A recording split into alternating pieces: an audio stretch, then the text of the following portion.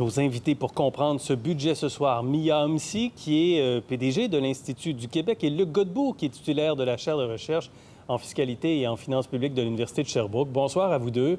Bonsoir. Vous m'entendez bien? Oui, parfait, excellent. Mia Homsi, je vais commencer avec vous. Repousser le déficit zéro à 2027-28 envers la loi sur l'équilibre budgétaire, là, est-ce que c'est la chose à faire selon vous? Oui, c'est la chose à faire, puis je serais bien mal placée de dire le contraire parce qu'avec l'Association des économistes québécois, l'Institut du Québec, on a réuni plusieurs experts, puis tout le monde abondait dans cette direction-là. Pourquoi ne pas prendre un peu plus de temps?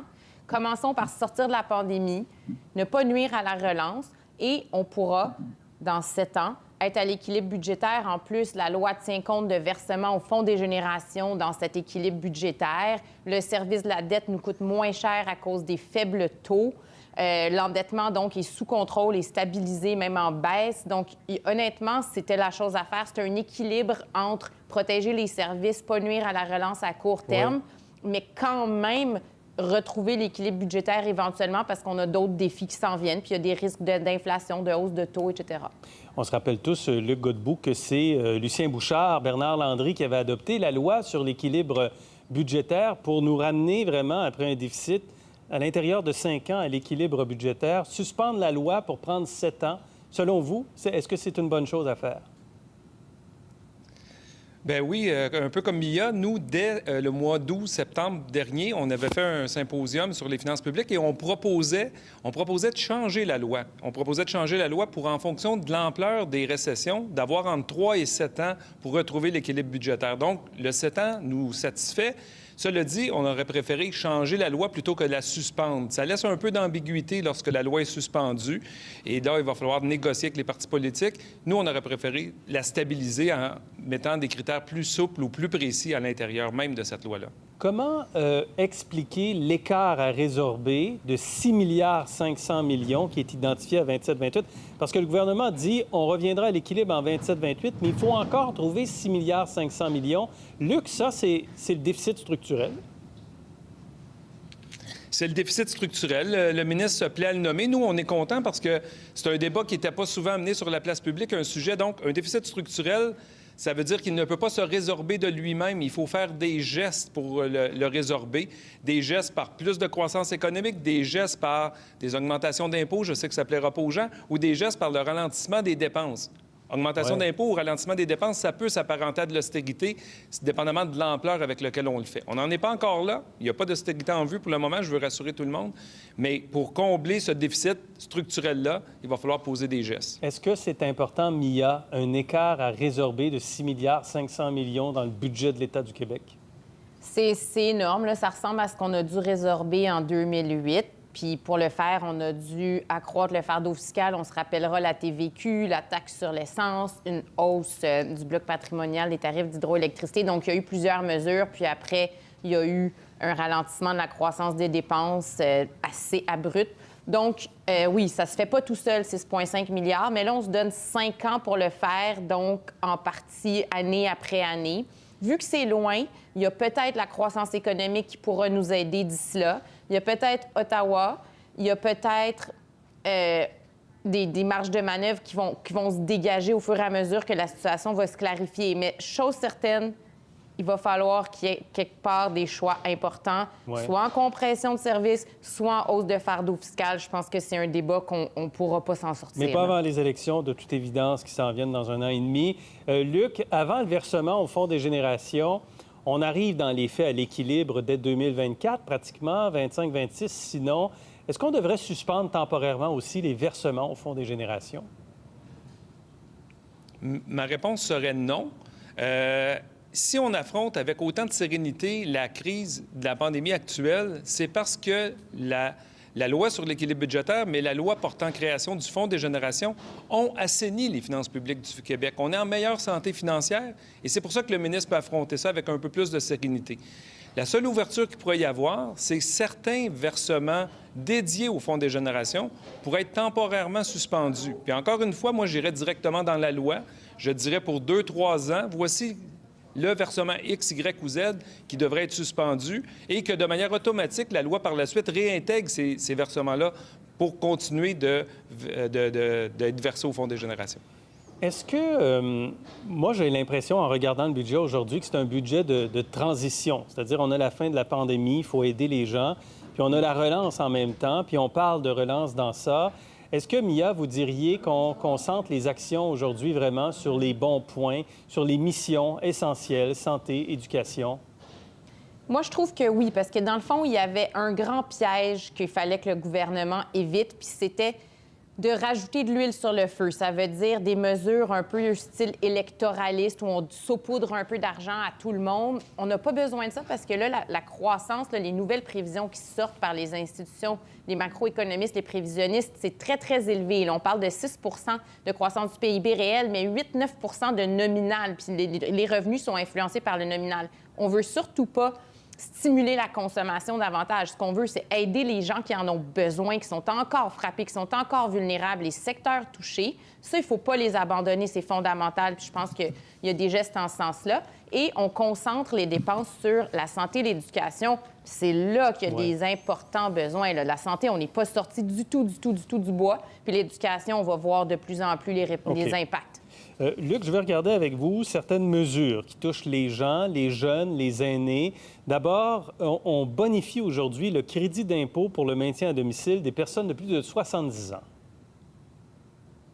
Oui, c'est un crédit qui existe depuis une vingtaine d'années, mais il a déjà été bonifié à plusieurs reprises. Dans le fond, le taux du crédit est de 35 %. On le fait passer plus un taux, 1 point par année. Donc, on passe progressivement à 36, à 37, à 38, à 39, jusqu'à atteindre 40 %. Donc, le taux du crédit à terme va être de 40 %.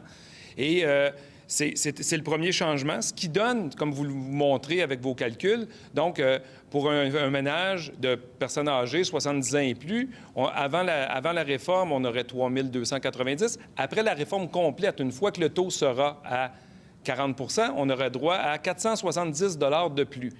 La réforme du crédit pour maintien à domicile apporte d'autres changements. On avait déjà, pour les personnes autonomes, une réduction du montant selon notre revenu. Donc, si on avait des revenus plus élevés, on avait moins. On maintient cette logique-là de la réduction, mais on l'accélère pour les ménages qui font plus de 100 000. Donc ça, moi, je ne m'opposerais pas à ça. C'était dans la commission d'examen sur la fiscalité d'accélérer la décroissance de ce crédit-là pour cibler ceux qui en avaient le plus besoin. Donc, la logique est maintenue. Puis pour les personnes non autonomes, on bonifie aussi le crédit jusqu'à 40 % et c'est seulement la portion bonification qui pourrait faire l'objet d'une réduction si les revenus sont élevés. Le reste du crédit n'est pas sujet à la réduction. Les jeunes auront droit à des versements particuliers pour les sessions de l'automne 2020 et de l'hiver 2021. Et on élimine aussi pour un an les intérêts sur les prêts étudiants. Mais là, on note que c'est un cadeau aux jeunes. Là. Pour la session 2020, elle est déjà faite. Là. On va recevoir un 100 $ pour une session déjà faite. Même chose pour la session d'hiver. On est déjà inscrit et on va recevoir un 100 $. Et aussi, à partir du 1er avril 2021, pour toute l'année jusqu'au 31 mars 2022, il y a élimination des intérêts sur les prêts étudiants. Ça veut dire que, comme étudiant, si vous êtes déjà ex-étudiant, vous êtes en train de rembourser votre prêt, le remboursement va se faire au même taux qu'à l'habitude, au même montant versement mensuel, mais il va aller plus rembourser le capital parce que le gouvernement va payer pour vous les intérêts. Si vous voulez une réduction de vos paiements mensuels, il va falloir contacter directement votre institution financière. Et il y a une baisse d'impôt pour les PME, Luc. Bien oui. Donc, les PME, le taux passe de 4 à 3,2 %. Et donc, c'est une réduction qui commence au prorata à partir de demain. Donc, à partir de demain, toutes les entreprises qui ont des fins d'année financières vont avoir au prorata la réduction du taux jusqu'à avoir une pleine année à 3,2 %. On se rappelle que pour les PME, pour avoir droit à ce taux-là, il faut avoir 5 500 heures. Donc, pour ne pas que les professionnels incorporés puissent bénéficier du taux PME, là, ils ont rajouté un choix. Comme il y a eu moins d'heures travaillées dans les PME à cause de la pandémie, à cause du confinement, ils laissent le choix aux PME de dire si, pour l'année, si vos heures de l'année précédente vous qualifiaient, vous allez continuer d'être qualifié à cette réduction-là de taux pour bénéficier du nouveau taux.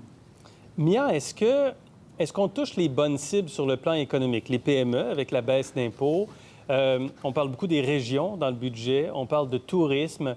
J'ai vu des bourses aussi pour les étudiants en technologie de l'information. Un crédit d'impôt aussi pour les entreprises qui veulent investir en nouvelles technologies qui est doublé jusqu'à la fin de 2022. Est-ce qu'on va aider structurellement l'économie avec tout ça? Oui, je pense que ça va dans la bonne direction. On aurait peut-être pu peser un peu plus sur les mesures de formation et aller un petit peu plus fort là, pour vraiment s'assurer qu'on répond adéquatement aux enjeux de pénurie de main-d'œuvre qui sont très, très, très liés à la reprise, là, parce que c'est déjà un frein.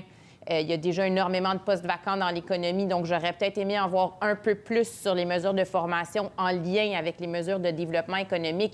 Mais sinon, oui, je pense que tout ce qui est nouvelle économie, virage numérique, PME, c'est très important parce que ça va nous permettre de prendre le virage qui a été accéléré pendant la crise et aussi d'avoir plus de revenus peut-être, puis d'avoir des choix moins difficiles dans quelques années. J'entendais M. Legault, il y a quelques jours, dire aux étudiants allez en technologie. Puis là, on comprend dans le budget parce qu'il y a des mesures justement pour encourager les étudiants à étudier en technologie de l'information. Est-ce qu'on touche à la pénurie de main-d'œuvre ici?